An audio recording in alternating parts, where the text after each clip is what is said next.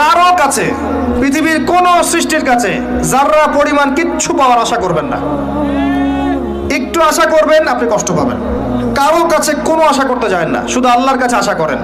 সমস্ত কাজের প্রতিদান আল্লাহর কাছে চান, পরকালে আপনি সুখে থাকবেন ইনশাআল্লাহ। শেষ হাসি আপনি হাসবেন ইনশাআল্লাহ। এছাড়া আমি কোনো সলিউশন দেখি না ভাই। আমি কলিজা থেকে কথাগুলো বললাম আপনাকে, আর যে কথা কলিজা থেকে বের হয় সেই কথা আপনার কলিজার মধ্যে আঘাত করবে ইনশাআল্লাহ। সব কাজ শুধু আল্লাহর জন্য করেন, কেউ আপনার আপন না। আল্লাহ ছাড়া কেউ আপনার আপন নয়। আপনি ভুল করবেন যদি আপনি অন্য কাউকে আপন মনে করেন। আপনার পলিটিক্যাল লিডার, আপনার প্রশাসনের স্যার, আপনার পরিবারের স্ত্রী, আপনার সন্তান, হাবি হাবি যা যা আছে, যদি মনে করেন আমার আপনজন, আপনি ভুল করবেন।